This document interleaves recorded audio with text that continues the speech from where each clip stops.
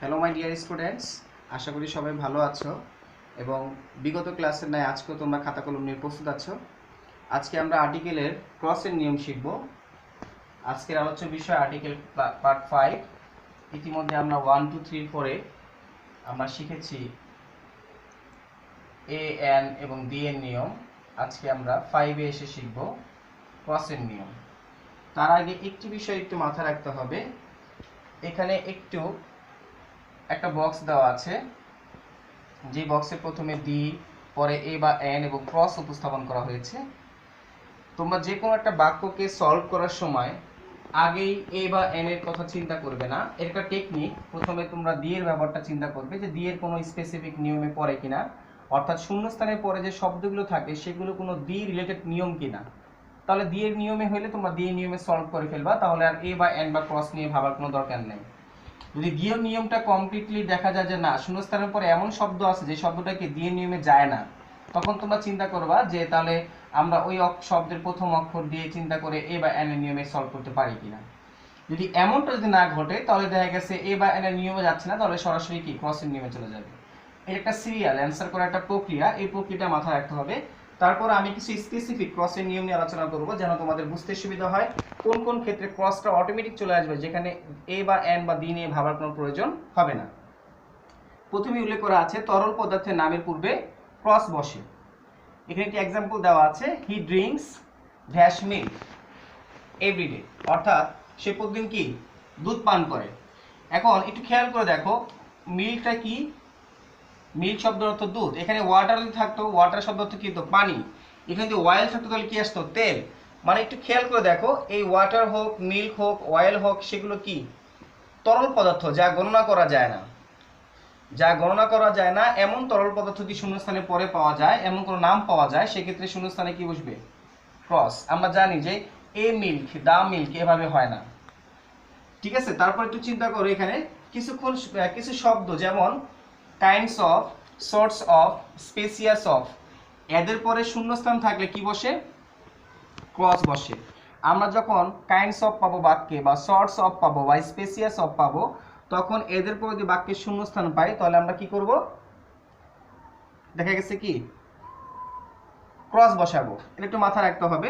তারপর আমরা দেখি, যেমন যদি এটা একটি এক্সাম্পলের কথা চিন্তা করি তাহলে একটু নিয়মটা বুঝতে হবে। আশা করি তোমরা ইতিপূর্বে নিয়মটা লিখে ফেলেছো। যেমন এখানে একটি এক্সাম্পল আমি উপস্থাপন করতে পারি, যেমন ধরো লোডশেডিং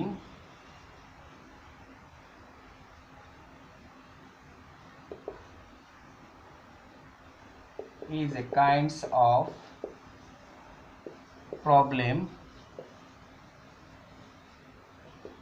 in বাংলাদেশ। তাহলে এখানে ক্রস, কাইন্ডস অফ পেলাম, তাহলে কি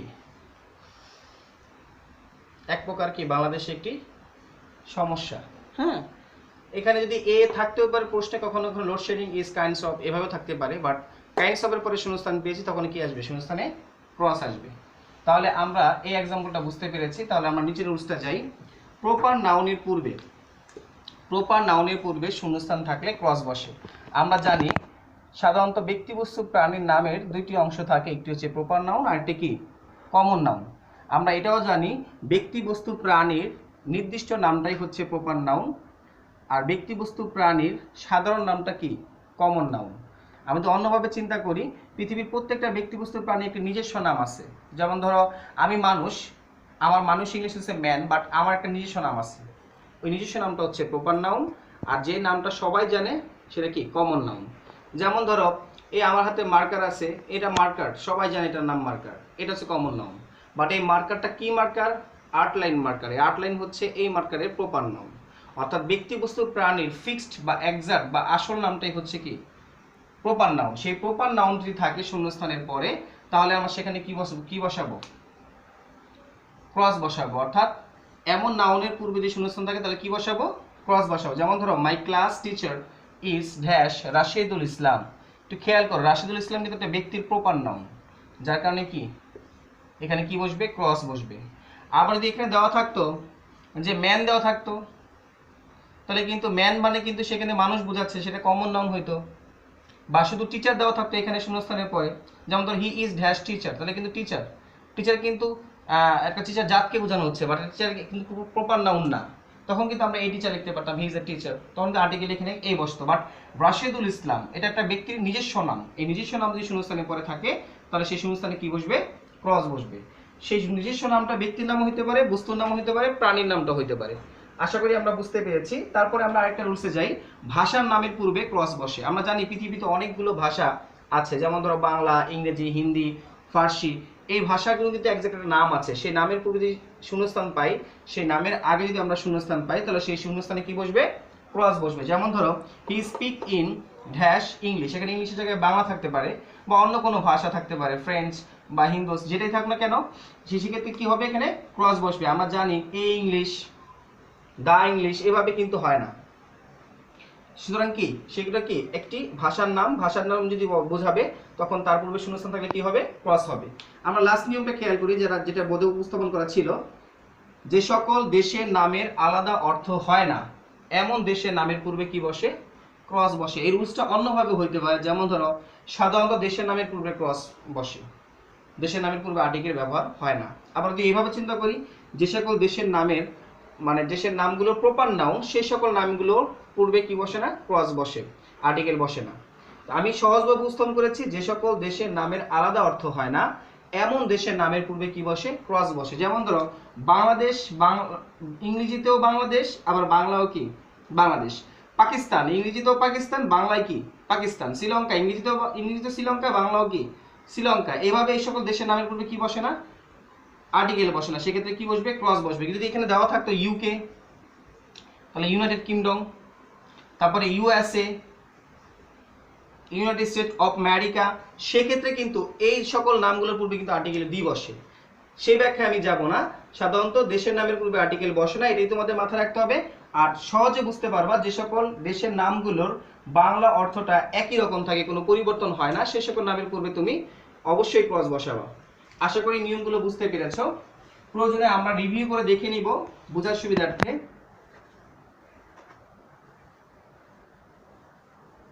তাহলে আমরা অন্য নিয়মগুলো একটু ফোকাস করি। যেমন ধরো কিছু শব্দ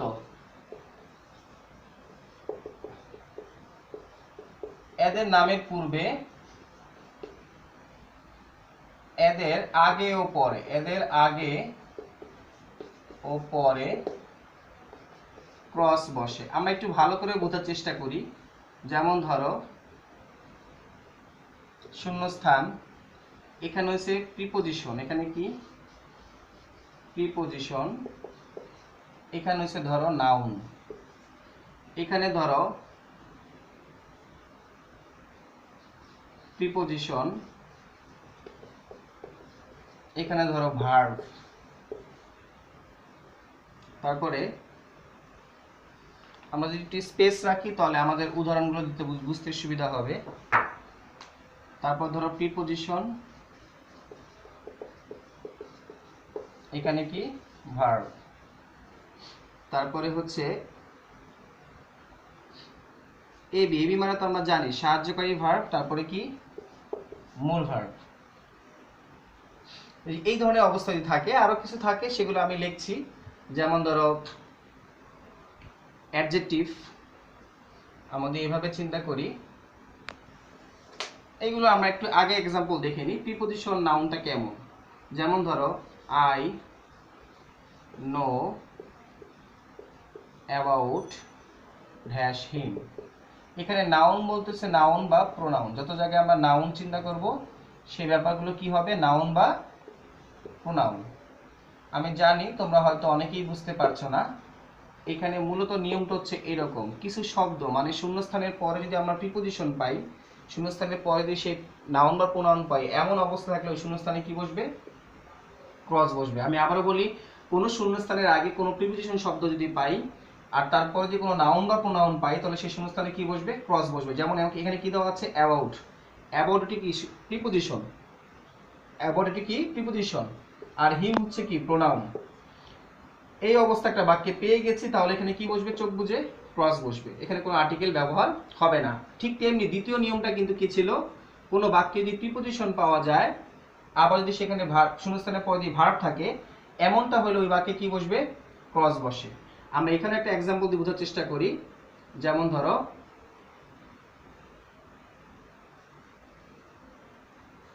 he is very serious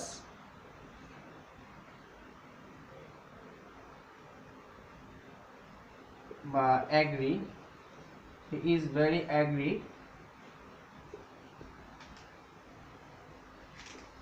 to dash study. এখানে টু কে একটি প্রিপোজিশন যেমনটা এখানে ছিল, এবং ভার্ব স্টাডি মানে কি আমরা জানি লেখাপড়া করার একটা কাজ, তার মানে কি এখানে কি বসবে, ক্রস। এভাবে শূন্যস্থানের আগে আমি প্রিপোজিশন পেলাম এবং শূন্যস্থানের পরে আমি ভার্ব পেলাম, সেখানে কি আসবে, ক্রস। আমরা আরেকটি এক্সাম্পল দেখি। যেমন এবি মানে কি আমরা জানি সাহায্যকারী ভার্ব, এবি মানে কি সাহায্যকারী ভার্ব, অক্সিলারি ভার্ব। আর পিবি মানে কি প্রিন্সিপাল ভার্ব বা মূল ভার্ব। কোনো বাক্যে যদি এমন অবস্থাও থাকে যে প্রথমে থাকবে, শূন্যস্থানের আগে থাকবে কোনো সাহায্যকারী ভার্ব, শূন্যস্থানের পরে থাকবে কোনো মূল ভার্ব বা প্রিন্সিপাল ভার্ব, তাহলেও কিন্তু সেই শূন্যস্থানে কি আসবে, ক্রস আসবে। আমরা একটা এক্সাম্পল দিয়ে বোঝার চেষ্টা করি। যেমন ধরো, হি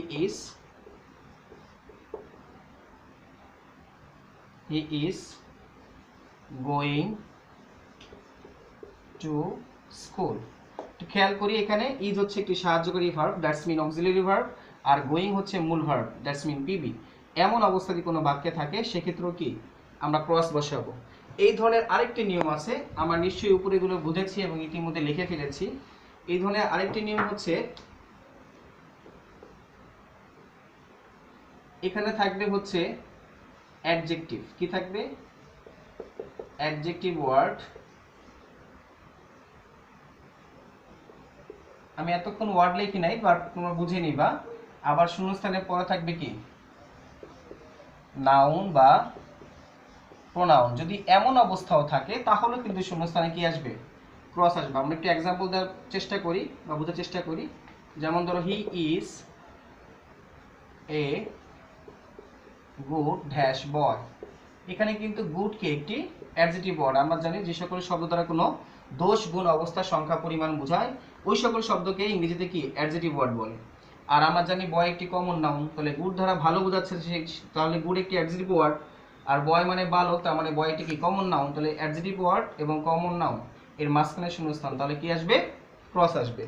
অনেক সময় ভার্ব এবং অ্যাডভার্বের মাঝখানে ক্রস আসে, যেমন ধরো, এবং অ্যাডভার্ব এবং অ্যাডজেক্টিভের মাঝখানেও ক্রস আসে। যেমন ধরো, he is very good boy, he is very good boy যদি এমনটা থাকে, যেমন ধরো এখানে অ্যাডভার্ব আছে, অ্যাডভার্ব ওয়ার্ড, এরপরে কি আছে, অ্যাডজেক্টিভ ওয়ার্ড। যদি এই অবস্থাও থাকে তাহলেও কি আসবে, শূন্যস্থানে কি বসবে, ক্রস বসবে। এই টেকনিকগুলো একটু মনে রাখতে পারলে আমরা কিন্তু সহজেই পারবো। যেমন ধরো, he is very dash good boy. এখানে আমরা এ দিতেও পারি, এ না দিলেও হয়। হি is a very good boy. তাহলে এই যে ভেরি কি অ্যাডভার্ব, আমরা জানি ওয়াই যুক্ত শব্দগুলো কি অ্যাডভার্ব, আর গুড কি অ্যাডজেক্টিভ। তাহলে অ্যাডভার্ব ওয়ার্ড এবং অ্যাডজেক্টিভ ওয়ার্ড তার মাঝখানে শূন্যস্থান পেলে আমরা কি বসাবো, ক্রস বসাবো। আমরা আশা করি উঠিয়ে ফেলেছি এবং বুঝতে পেরেছি। আর দুইটি নিয়ম আছে ক্রসের, যদি আমরা এগুলো মোটামুটি প্র্যাকটিস করি তাহলে ইনশাআল্লাহ মনে থাকবে। যেমন ধরো, অ্যান্ড এর আগে ও পরে শূন্যস্থান থাকলে ক্রস বসে। আমাদের চিন্তা করি একটি এক্সাম্পল দিয়ে। Father and mother is my parents. তো একটু ভালো করে খেয়াল করে দেখি, এখানে কি অ্যান্ড এর পরে শূন্যস্থান পেয়েছি। এমনি শূন্যস্থান যদি এখানেও থাকতো তাহলেও কিন্তু এখানে ক্রস আসতো, অর্থাৎ অ্যান্ড এর আগে বা অ্যান্ড এর পরে যেখানে শূন্যস্থান থাকবে আর্টিকেলে, সেখানে আমরা চোখ বুঝে কি করব, ক্রস বসাবো। কেন আমি এটাও বলি যে ফাদার অ্যান্ড এ মাদার হয় না, আবার ফাদার এ অ্যান্ড মাদার হয় না, এই কারণে কিন্তু একটা ক্রস বসবে। তারপর আরেকটি গুরুত্বপূর্ণ নিয়ম, শূন্যস্থানের পরে যদি কোনো অ্যাডজেক্টিভ ওয়ার্ড পাওয়া যায়, অ্যাডজেক্টিভ ওয়ার্ড পাওয়া যায়, ওয়ার্ড থাকে এবং তারপর ফুল স্টপ থাকে।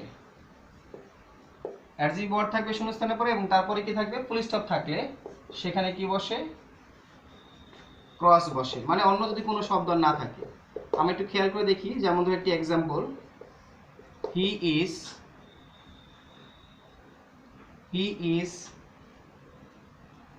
Dash good.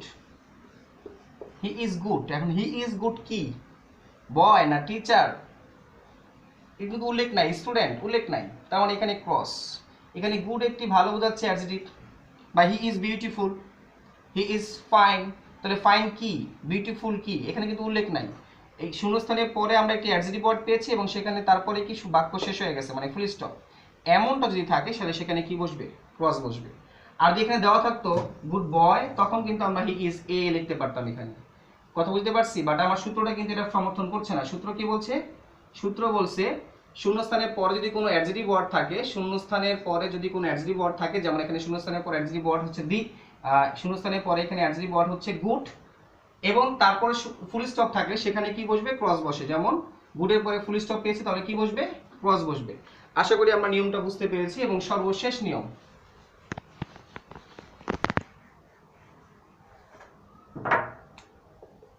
কিছু শব্দ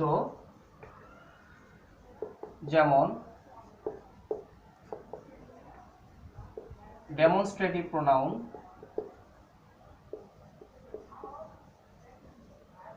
বা ডিস্ট্রিবিউট প্রোনাউন, এইগুলো তো চিনতে হবে, না চিনলে কিন্তু মনে রাখা যাবে না। বিভিন্ন ধরনের প্রোনাউনের ক্লাসিফিকেশন আছে। যেমন ধরো আমরা জানি ডেমনস্ট্রেটিভ প্রোনাউন হচ্ছে দিস, দ্যাট, হ্যাঁ, দাস, এগুলো। ডিস্ট্রিবিউট প্রোনাউন আছে ইচ, এভরি, হ্যাঁ।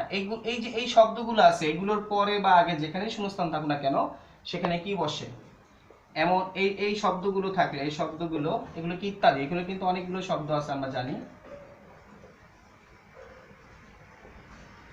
এই ধরনের শব্দের পরে ক্রস বসে। যেমন ধর আমরা একটা এক্সাম্পল দিয়ে চিন্তা করি, this dash is a pen.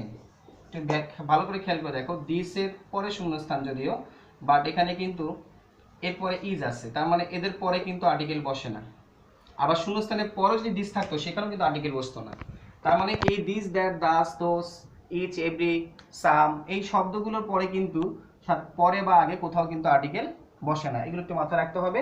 আর এই টেকনিকটা ফলো করলে, যেটা শুরুতে বলেছিলাম, তাহলে তোমরা নিশ্চয়ই পারবা। প্রথমে দিয়ে নিয়ম দেখবা, পরে এ বা এন, পরে না হলে ক্রস।